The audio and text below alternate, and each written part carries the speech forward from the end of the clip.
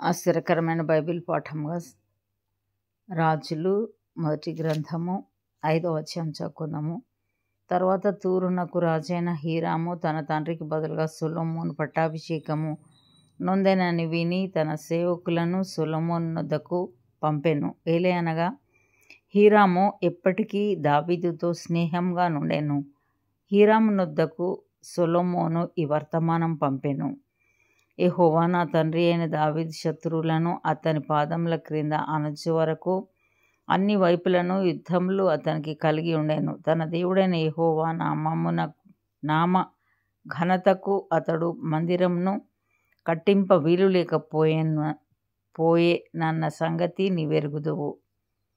ఇప్పుడు శత్రువు ఒకడును లేకుండాను అపాయమేమియూ కలగకుండాను నా దేవుడైన యెహోవా నలుదిశలను నాకు నెమ్మది దయచేసి ఉన్నాడు. కాబట్టి నీ సింహాసనం మీద నేను నీకు బదులుగా కూర్చుండబెట్టు నీ కుమారుడు నా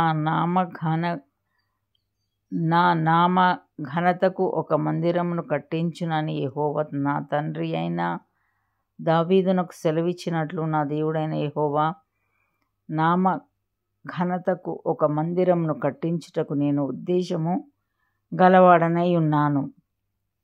లెబానోనులో దేవదారు మ్రానులను నరికించుటకై నాకు సెలవిమ్ము. నా సేవకులను నీ సేవకులను కలిసి పనిచేయుదురు. మ్రానులను నరుకుటయందు సీదోనీయులకు సాటి అయిన వారు మాలో ఎవరునూ లేరని నీకు తెలియను గనుక నీ ఏర్పాటు చొప్పున నేను నీ సేవకుల జీతం నీకిచ్చేదను అనెను.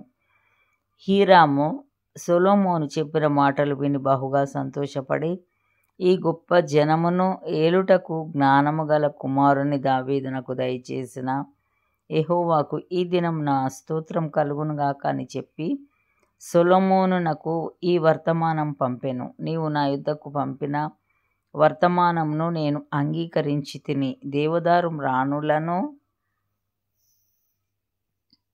గూర్చియు సరళపు మ్రానులను గూర్చియు నీ కోరిక ఎంతటి ప్రకారం నేను చేయించెదను.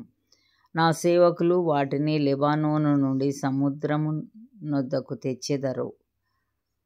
అప్పుడు వాటిని తెప్పలుగా కట్టించి నీవు నాకు నిర్ణయించు స్థలమునకు సముద్రం మీద చేరునట్లు చేసి అక్కడ అవి నీకు అప్పగింపబడు బందోబస్తు నేను చేయుదును. నీవు వాటిని తీసుకొందువు. ఇందును గూర్చి నీవు నా కోరిక చొప్పున జరిగించి నా ఇంటి వారి సంరక్షణ కొరకు ఆహారము ఇచ్చెదవు. హీరాము సొలొమోనునకు ఇష్టమైనంత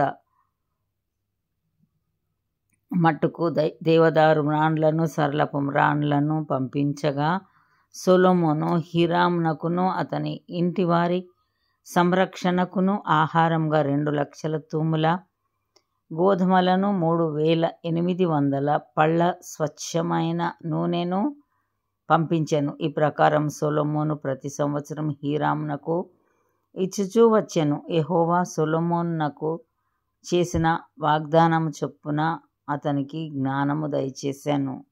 మరియు హీరామును సొలొమోనును సంధి చేయగా వారిద్దరికీ సమాధానము కలిగి ఉండెను. రాజైన సొలొమోను ఇశ్రాయేలీయులందరి చేతను వెట్టి పని చేయించెను. వారిలో 30,000 మంది వెట్టి పని చేయువారైరి.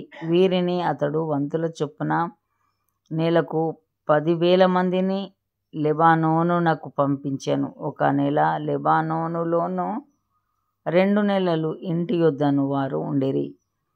ఆ వెట్టి వారి మీద అదోనీరాము అధికారి అయి ఉండెను. మరియు సొలొమోనునకు బరువులు మోయువారు 70,000 మందియు పర్వతములందు మ్రానులు నరకువారు 80,000 మందియు నుండిరి. వీరు కాక పనిమీదనున్న సొలొమోను శిల్పకారులకు అధికారులు 300 మంది.